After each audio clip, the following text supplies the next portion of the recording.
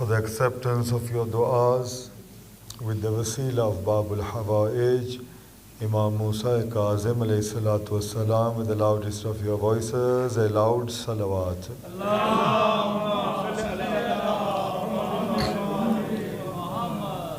For the forgiveness of your sins and the sins of all of your marhumeen, especially marhum Sayyid Hussain Shah Sahab, with the loudest of your voices, a loud salawat. For the Zahur of Imam Zamana, Ajjalallah Farj Sharif, with the loudest of your voices, a loud salawat.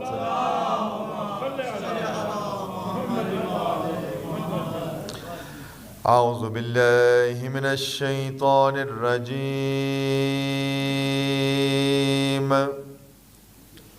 بسم الله الرحمن الرحيم الحمد لله رب العالمين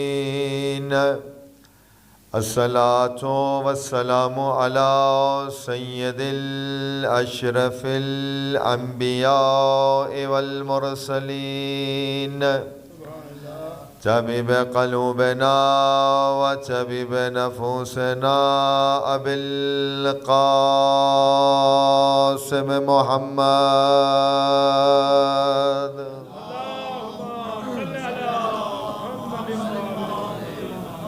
والصلاة والسلام على أهله الطيبين الطاهرين المعصومين المنتجبين ولعنة الله على أعدائهم أجمعين.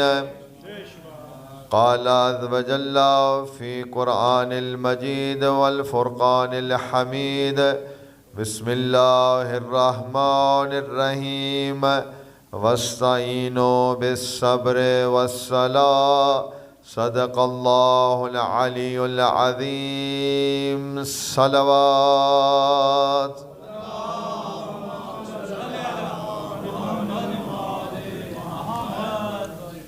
Every single person wants to connect with his Imam. No matter how much knowledge he has, no matter how much knowledge is acquired by him, he has this will inside his heart that he wants to connect with the Imam of his time. And if your children are asking you about Imam Mahdi Ajjalallah Farj Sharif, then that is a blessing for you.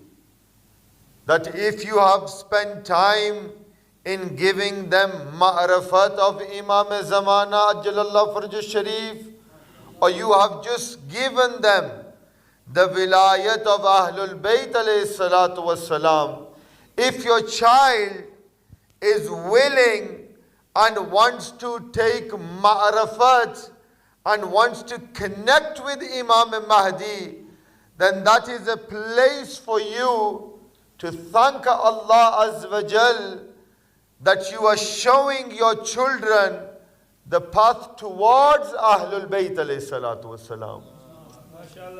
We have gathered today to remember the seventh Imam, Imam Musa ibn Ja'far al-Kazim alayhi salatu wassalam, who is the son of Imam Ja'far al-Sadiq alayhi salatu wassalam.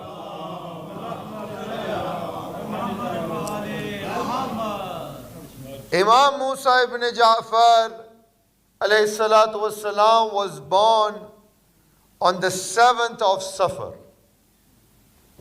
And because his wiladat, his amad is in the ayam of Imam Hussain, his wiladat is not celebrated.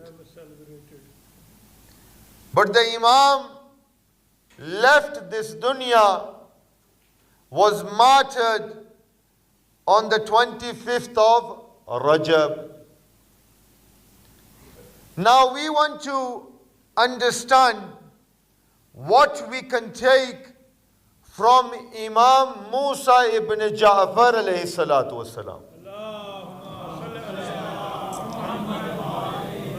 Because every gathering, whether it is majlis, or whether it is shahadat, or whether it is viladat, every gathering should be with the intention that you want to learn from the life of the Imam that you have gathered to remember. And there are many lessons that we can take from Imam Musa ibn Ja'far alayhi salatu wassalam. And the most important lesson is how to control yourself. Al-Kazim, the title of the seventh Imam, it is a title and the meaning is literally that person who can control his anger. Now this is a gift for many people. Not every single person can control his anger. And this is why we have narrations that when a person is angry, he loses all sensation. You see that many people, when they become angry, they say that they cannot see. They say that they lose all sensations and they do not know how their body reacts. And they cannot control their anger. And anger is a weapon for shaitan. We have a saying from Rasulullah sallallahu alayhi wa sallam in which the Holy Prophet says, anger destroys a person's iman the way vinegar destroys honey. Now iman, as we look at, is something sweet. But the example Rasulullah is giving, like vinegar destroys honey, anger destroys a person's iman. And we need to learn and we need to teach our children how to control anger. And we need to give them the ma'rifat of Ahlul Bayt alayhi salatu wassalam in such a way that from Ali alayhi salatu wassalam to Imam Hassan Askari alayhi salatu wassalam, every single Imam was tortured. Even if we look at the life of Rasulullah sallallahu alayhi wa sallam, even Rasulullah was tortured. People threw glass in the feet of Rasulullah. They threw thorns in the feet of Rasulullah. They would push Rasulullah. They would insult Rasulullah. They would laugh at Rasulullah. They would make jokes out of Rasulullah. But what akhlaq did Rasulullah give us? That famous story that you've all heard. Every single child has heard this story. That there was a woman who would always throw trash in front of Rasulullah. And she knew that if Rasulullah was coming down the street, she would try her best to throw trash and rubbish onto the street. And she continued this for many years. And once Rasulullah was passing and there was no trash on the street. And Rasulullah, look at the akhlaq of Rasulullah, the final messenger of Allah, our master, our Aka, our Mawla, the grandfather of Hassan and Hussain alayhi salatu wasalam, the brother of Ali Murtaza and the Fatima to Fatima to Zahra, the father for Fatima to Zahra. What is he teaching us? He asks people, where is that lady that threw trash every single day? People said that, Ya Rasulullah, she's not well. Rasulullah goes and visits her. As he walks in, this woman is now scared. She is thinking that because she is now weak, because she is ill, Rasulullah has come to insult her. But Rasulullah says, I have come to see how is your health. And I have come to do dua that may Allah Azza wa Jal give you speedy recovery. Upon hearing this, she says, Ya Rasulullah, I ask Allah to forgive me. And I am willing to recite La ilaha illallah. This is the tarbiyat of Rasulullah. How he is teaching us.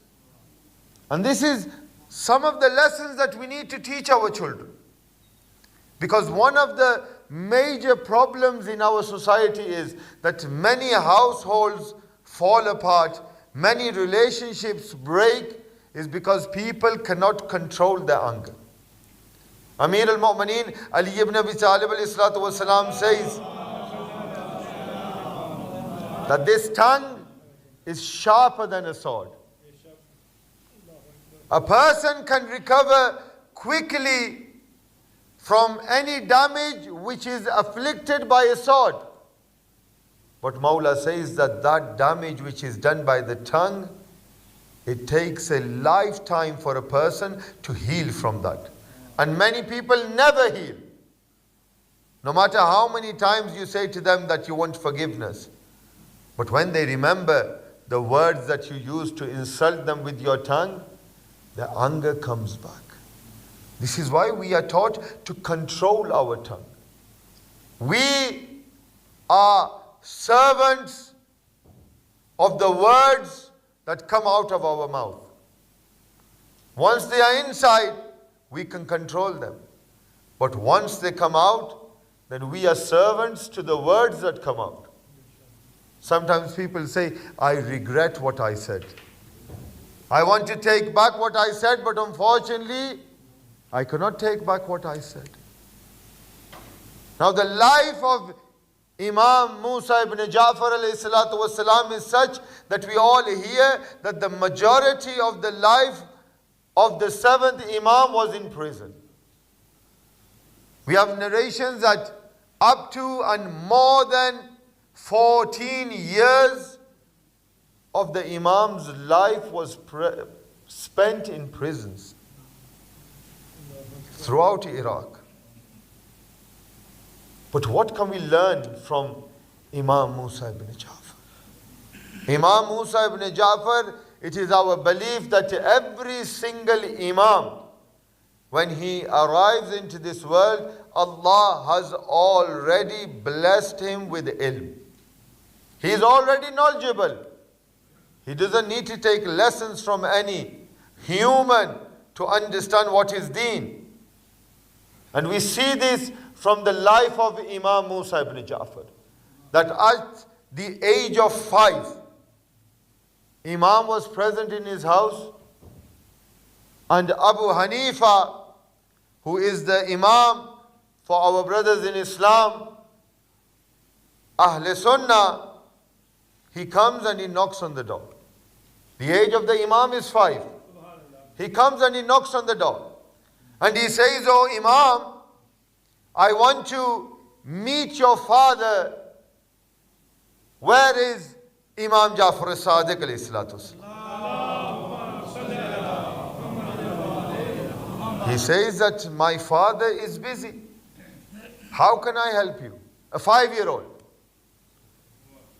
Abu Hanifa says, Oh my Imam, I have a question, but you are too young. I want to question your father in regard to a problem that I have, and I'm sure that he will be able to help me better than you. The Imam looked at him, and the Imam smiled. Smiled why? Because the Imam knew that he does not understand the wilayat and the imamat that Allah Azza wa Jal has blessed Ahlul Bayt alayhi salatu wasalam. The Imam says, ask your question. I am more than capable of answering your question. So he says to the Imam, my question is that when we commit a sin, is it Allah that makes us do that sin? Second question. He says, Mawla, tell me that the first question, does Allah make us do that? And the second is, or if we commit a sin, is Allah part of that decision that we make in committing a sin? First, is Allah making us do that? Second, is Allah part of that decision that we make in doing a sin? The third, Mawla says that I am able to answer your question, but O Abu Hanifa, are you able to understand the answer? Look at the ilm of the Imam. Because many students of Imam Jafar Sadiq alayhi salatu wasalam, they would come and sit with the Imam. But not every single person understood what the Imam was saying. And a famous person came and questioned the Imam about shaitan. That is it true that the shaitan on the day of Qiyamah he will be punished and he will be thrown into hellfire? Mawla says yes, he will be punished, he will be thrown into hellfire. As he comes out of the class of the Imam, he begins to laugh with his friends. He says, look at the Imam of the Shia. He is saying that shaitan will be punished and shaitan will be thrown into hellfire and shaitan will feel pain. How can fire hurt fire? As he is saying this to his friends and laughing at Imam Jafar Sadiq, there is a malang of Imam Jafar Sadiq alayhi salatu wasalam, known as Hazrat Bahlol. Now everybody knows Hazrat Bahlol. People looked at him and they thought that he was crazy. And my wording is, yes, he was crazy in the love of Ali Muhammad alayhi salatu wasalam. Hazrat Bahlol is listening to this, and what does he do? He picks up some mud and he begins to press the mud very firmly. And now he is aiming at this person who is making a mockery of Imam Jafar Sadiq alayhi salatu wasalam. And as he is continuing to say that how can fire hurt fire, how can shaitan be punished by fire when he is made from fire, Hazrat Bahlol throws this stone now that is made out of mud, throws it at the head of this person. And this person begins to cry and blood starts to come from his head. And he says, oh Bahlol, what have you done? He says, I, the malang of Imam Jafar Sadiq, I have given you an answer. If mud can hurt mud, then fire can hurt shaitan on the day of Qiyamah. So the Imam knew that many things they don't understand. So the Imam says that I am willing to give you an answer, but are you able to understand my answer? He says, yes, Mawla, I am able to answer. Mawla says, the first question, is shaitan, is Allah making us do this?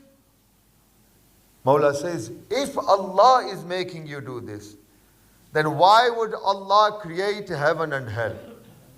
Then the justice of Allah means nothing. Then Allah, if He is making you do anything, if He is making you do a sin, then all this silsila of justice, that is finished. And the second part to your question, that if Allah is part of you making the decision to do wrong, then the same rule applies. If Allah is part of the decision, then Allah is part of the sin that you have done, then there is no need for justice from Allah Azza wa Jal.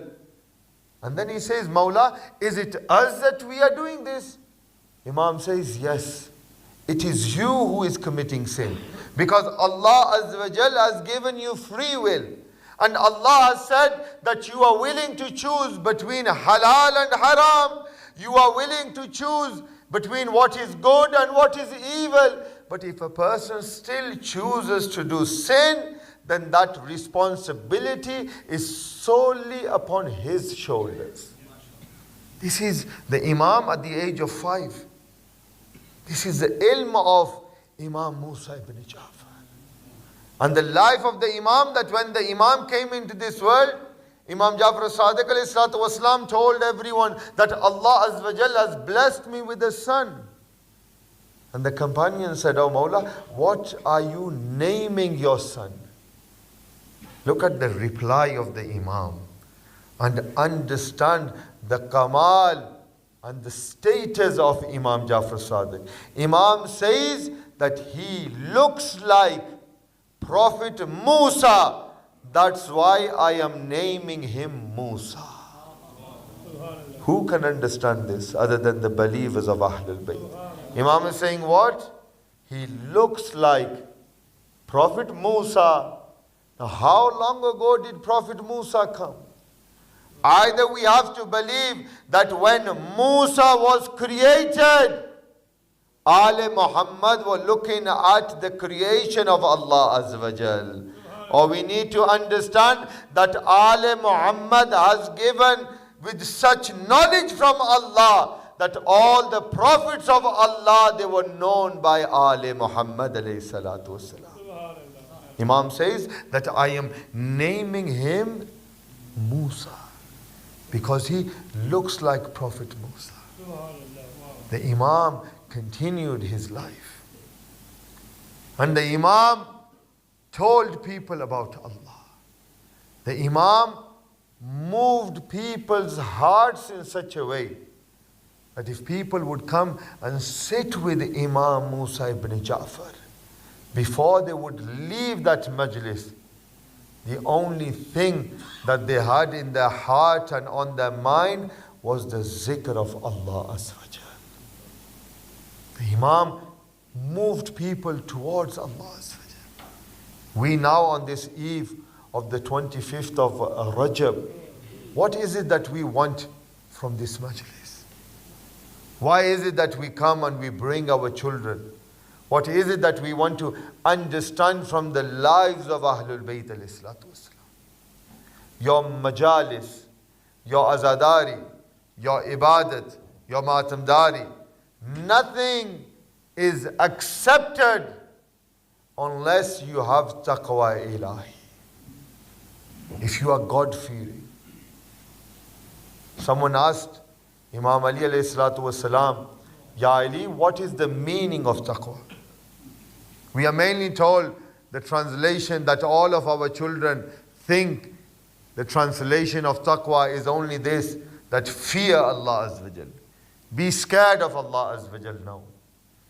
Imam Ali says that the meaning of taqwa is this, that you do whatever Allah Azza wa Jal has commanded you to do, and you stay away from everything that Allah has stopped you from doing. All of these things in Shariat, halal and haram, they are all for our benefit. Allah has no benefit in the fact that you commit a sin or you do a good deed. Your good deed is for yourself. And your guna, your sin is all for yourself. If you do halal, that is beneficial for your body. If you do haram, you are causing your body problems. So the Imam says, and that we need to attain a level of taqwa in such a way that every single action that we do, in our mind automatically we think, will Allah be pleased by what I am doing? Will Muhammad and Ali Muhammad alayhi salatu wasalam be pleased by my action? You don't need a Molana every time to tell you what is right and what is wrong. Allah has given you a heart, and your heart is pure until you do so much sin that your heart blackens. But there is also a cure for that. The Imams were asked, what happens if your heart is blackened by guna? How do you enlighten your heart? The Imams, every single Imam said that when you remember a sin, cry in front of Allah. Cry, and by crying for a guna that you have done, Allah enlightens your heart. So there are certain levels that we need to attain before we can gain the ma'rifat of Muhammad and Ali Muhammad alayhi salatu wasalam. And there are 11 ways that if we try to implement on these and try to do and stay away from some of these actions, what will Allah do? Allah will bless us with the ma'rifat of Muhammad and Ali Muhammad. And if we can understand these 11 things on this eve of the 25th of Rajab, and with the wasila of Imam Musa ibn Ja'far alayhi salatu wasalam, we can be one step closer to gaining ma'rifat of Imam Mahdi ajjalallahu faraj sharif. The first thing and the most important, that we need to control our desires and we need to control our temper. We can't, some people say, we can't control our desires. When you are fasting in the month of Ramadan, are you not controlling your desires then? Eating is not haram. Drinking is not haram. Water, I mean. Eating halal food. Sometimes you have to clarify this, because someone can make a clip and say Molana said drinking is allowed. So I am on about water and those drinks which are permissible in Islam. But when you fast, you keep yourself away from food and drink. Why? Because you are pleasing Allah. That means that Allah has given you the ability to control your desires. Allah has given you the ability to control your anger and your temper. What do you need to do? You need to love Ali Muhammad in such a way that Allah gives you the power and the will to control your desires and to control your temper. Come to the door of Ahlul Bayt. They are willing to give, but are we willing to receive from Ali Muhammad? They are willing to give, and they are giving. You know, we have a Sakhi and we have Kareem. Sakhi is someone who gives when he has something and when you ask him. But Kareem are those people like Muhammad and Ali Muhammad. Even if they don't have, even if you don't ask, they are willing to give you in the name of Allah Azza wa Jal. These are the blessed personalities of Ali Muhammad. The second thing, fear no one other than Allah Azza wa Jal. A lesson for my children. And I have always said this and I am saying this again.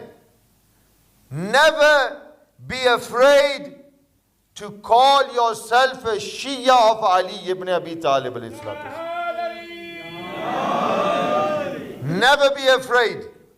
Because Allah Azza wa Jal has given you that ni'mat, that ni'mat-e-buzurg, that your life only has a meaning if you have the vilayat of Ali ibn Abi Talib alayhi salatu wasalam. Never be afraid what people say. They can say what they like. The reason why they say that, because they don't understand who Ali Muhammad are.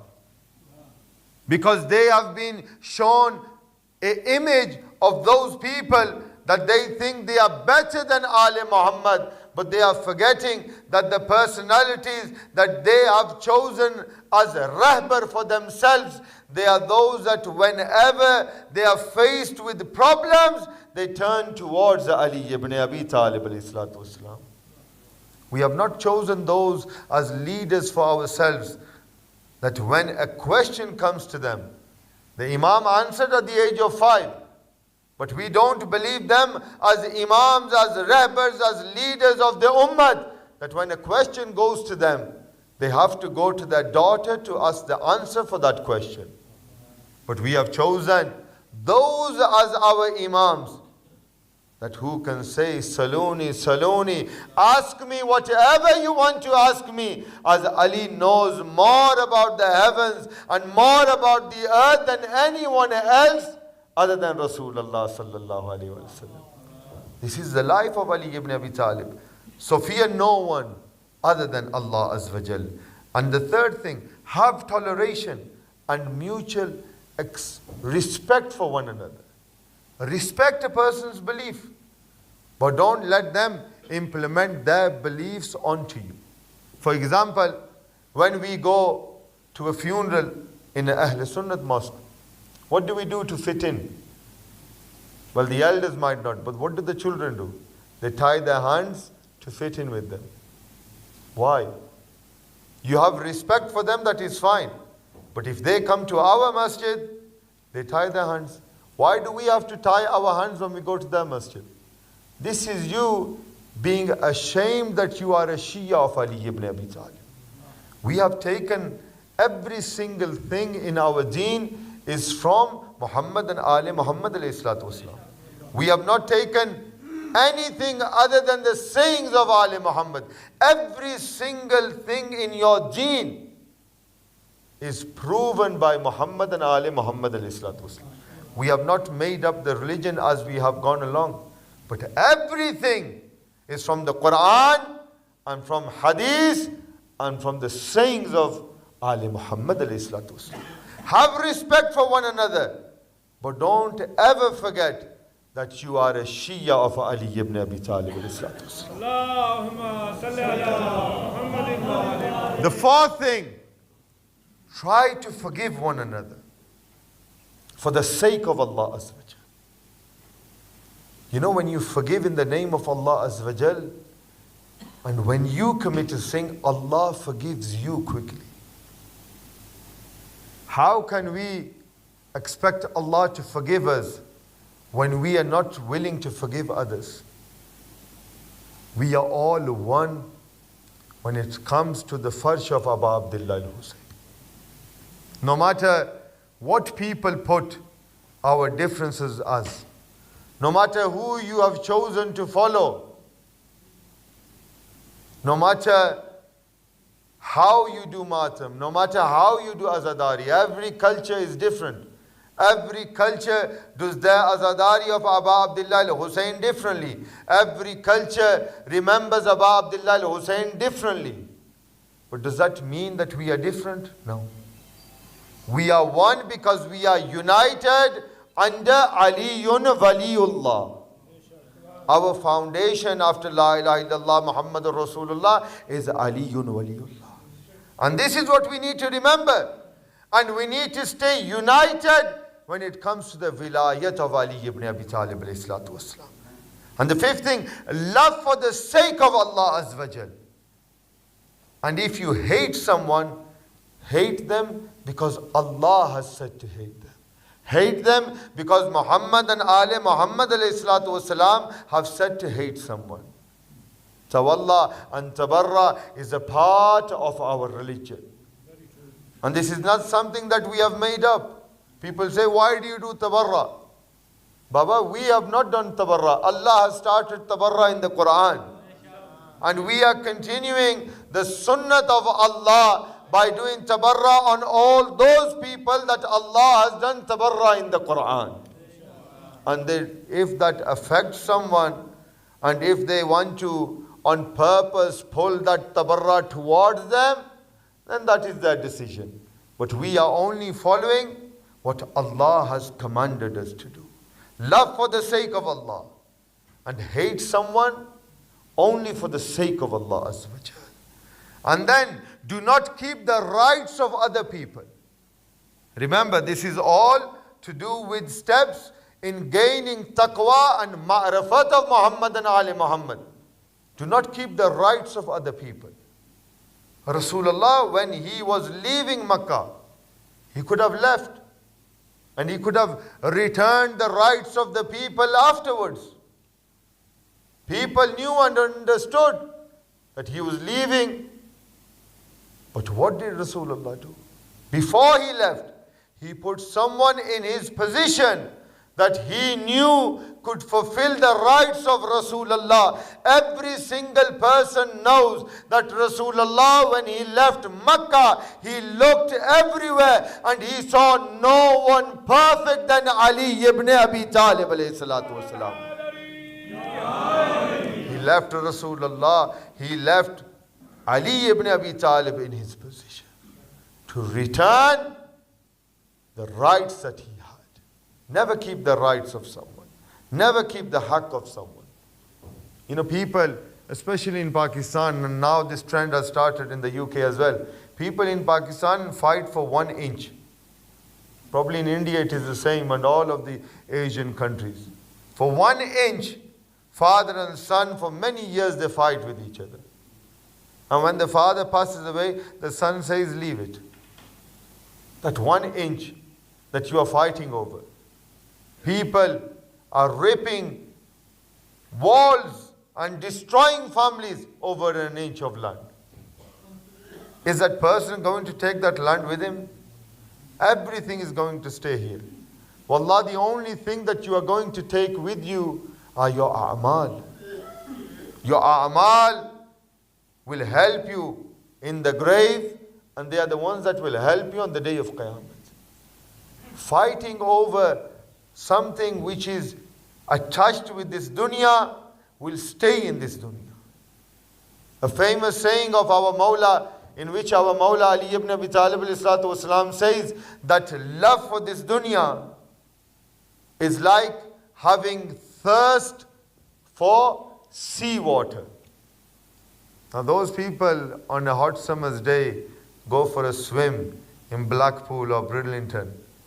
When that sea water goes into your mouth, do you swallow it?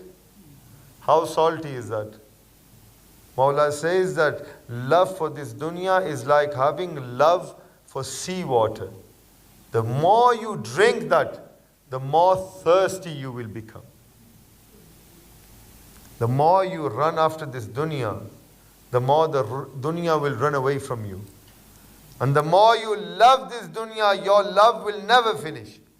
Why not put that love towards Muhammad and Ali Muhammad alayhi salatu and see that when you love them, how they will return that favor. I'm not saying leave the dunya full stop. We need to live amongst the dunya as well.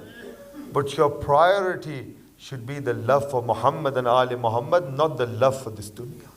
And then Mawla says, the 7th thing, to obtain knowledge for the sake of Allah Azza wa Jalla. This is one of the problems that we have in our community. When we have a majlis, the Maulana is specifically instructed to recite something in which the public just says wah wah. Probably half of the things that Maulana is saying in regards to the fazilat of Ahlul Bayt, it's going over people's head. But because everyone is moving their heads and saying wah wah, subhanallah, nara hadri, everyone together is just going along the ride. But are we actually understanding what the Maulana is saying? You don't have to shout at the top of your voice to put a message across. A message, if it is received with love, then every word that has come from the blessed mouths of Muhammad and Ali Muhammad should pierce your heart and it should enlighten your mind. Obtain knowledge. Come to the door of Ahlul Bayt alayhi salatu wasalam. They are willing to teach. You know, this is fakhr for you. This is an honor and status for you. That the Imam, that our brothers of Ahl Sunnah have chosen to take the deen from. He was a student of Imam Jafar Sadiq alayhi salatu wasalam. And at the age of 5, Imam Musa ibn Jafar was teaching Abu Hanifa. This is your status, that Allah has given you imams, that as soon as they open their eyes in this dunya, the first words that come out of their mouth is Subhana Rabbi al-A'la wa bihamdi. These are the imams that Allah has blessed you. Obtain knowledge so that you can connect with Ali Muhammad. Number 8, submission to the will of Allah and to all of the commands that Allah has ordered you to do. I have said this many times. Deen-e-Islam is not a pick and mix. You can't choose what you think is good for you and leave what you think is not good for you. Every single command in the religion of Islam is for your benefit. Every single action that Allah has stopped you from, this is for your benefit. If you do halal and you do all the will of Allah, it doesn't benefit Allah in any way, but it benefits you. You recite Quran, it benefits you. You recite Salah, it benefits you. You have love for Ali Muhammad, it benefits you. If you have hatred towards them, do you think that the status of Ali Muhammad will come down in any way? Whether you have chosen to believe Ali as the first Khalifa and the Imam, or you have chosen to believe him as the fourth Khalif, do you think that affects the status of Imam Ali in any way? It doesn't. Everything that we do is for our benefit. Submission to the will of Allah. Number 9, have patience when you are faced with hardships. Have sabr. Look at the lives of all of the Imams, especially when we will talk about the Masa'ib of Imam Musa ibn Ja'far. Imam had so much sabr. Learn from the lives of Ali Muhammad. Learn from the life of Abu Abdullah al-Hussain. Sacrifice everything. But still, he said, Ya Allah, my belief in you is even firmer. That is Imam Hussain alayhi salatu wasalam. Number 10, seeking halal rizq. Sustenance. Every sustenance that you earn, if it is even 1 pence is haram, it will have effect on your body. Imam Sadiq says that even if haram is the size of a grain of salt, how small, Shaji, is salt? 1 grain. You can't even see with 1 eye, or both eyes, or even if you have 4, you can't even see. But Mawla says that 1 grain of salt, if it is haram, one day definitely it will show its effect in your body. Have we ever thought of that? When we are out earning a risk, do we think that 1 pence, 20 pence, 50 pence doesn't make a difference? But every pence which is haram will have an effect on you, will have an effect on your household, and will have an effect on your children. So make sure that every sustenance that you are earning, it is always halal. And the 11th and final thing, that we need to always do the shukr of Allah Azza wa Jal. No matter what you are faced with, no matter what troubles are in your household, no matter how you are going through in life, always do the shukr of Allah Azza wa Jal. 15th Rajab passed, a lesson from Sayyida Zainab Salamullah Alayha, that when she was asked, what did you see in Karbala? Don't you know what happened in Karbala? Ali Akbar was killed in Karbala. On and Muhammad were killed in Karbala. Her brother, from 70 feet she saw shimmer sitting on the chest of Imam Hussain. From 70 feet she saw what? Shimmer was sitting on the chest of Imam Hussain. But when Sayyida Zainab was asked, "Oh Bibi, what did you see in Karbala?" She says, "Ma ra'aytu illa jamila." I saw nothing but beauty in Karbala. This is Sayyida Zainab teaching us that no matter how many troubles you are faced with, do the shukr of Allah Azza wa Jal. Are we doing the shukr of Allah? Wallah, we have gathered to remember Imam Musa ibn Ja'far. Imam Musa ibn Ja'far. Just the name should bring tears to your eyes. Imam Musa ibn Ja'far, or those that have come to cry for Imam Kazim. Imam Kazim was in Medina and he was reciting his salah. People entered Masjid al-Nabwi. They did not wait for Imam Musa ibn Ja'far to finish his salah. But as the Imam was reciting salah, they started to put chains around the neck of Imam Musa ibn Ja'far. Azadaro, I rang a Molana in Najaf. And I said to him, everyone reads that Imam Musa ibn Ja'far had chains around his neck. He had chains around his arms.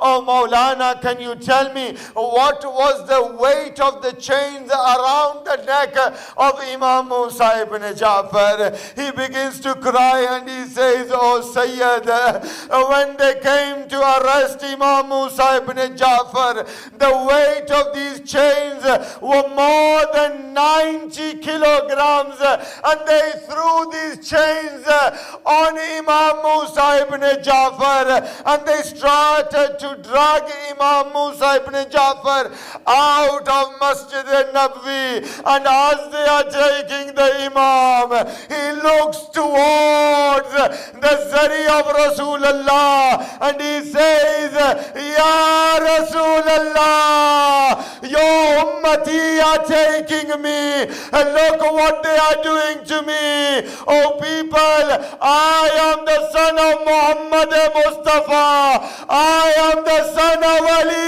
Murtaza. I am the son of Fatima Zahra. Azadaro, our Mawla, they say, 14 years he was in Qaid. 14 years. What did the Imam go through?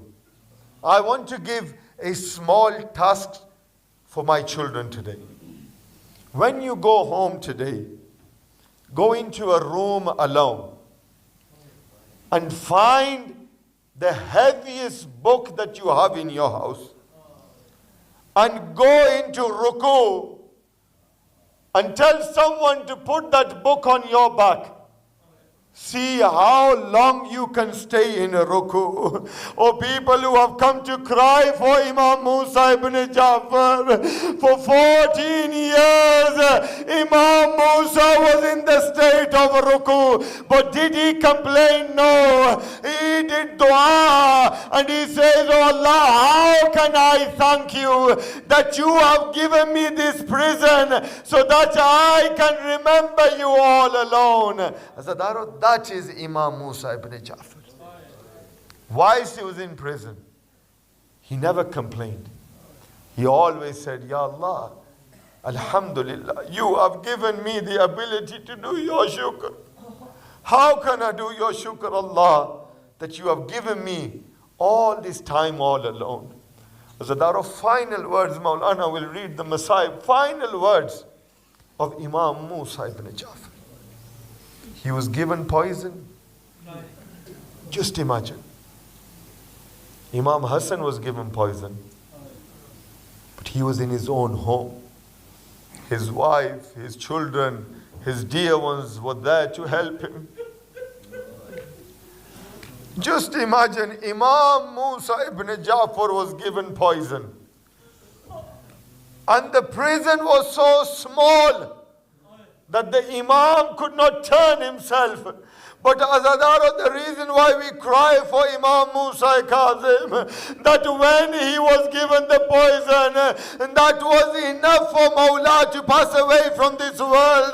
But Azadaro, they ordered the guards to wrap Imam Musa Kazim in a carpet. And as the Imam was wrapped in the carpet, they got sticks, and these sticks had nails, and they started hitting the carpet. And when the Imam passed, we cried that Imam Hussain was left 3 days without kafan. But Imam Musa Kazim was left on the bridge of Baghdad for 3 days, and they said that the Imam of the Shias died. Ala la'natullahi ala qawm al-zalimin. Inna lillahi wa inna ilayhi raji'un. Ya Ilahi, with the wasila of Babul Hawaij, Imam Musa ibn Ja'far al-Kazim, we do dua, accept our pursa in the court of Imam Zamana, Ajjalallah Faraj al-Sharif. Ya Ilahi, with the wasila of Babul Hawaij, forgive the sins of Sayyid Tufail Hussain Shah Sahab and all of the marhumeen that are connected with Hussainia Islamic Mission. Give them a place in the Jawar of A'imma alayhi salatu wasalam. Ya Ilahi, make us amongst the followers of Ali ibn Abi Talib.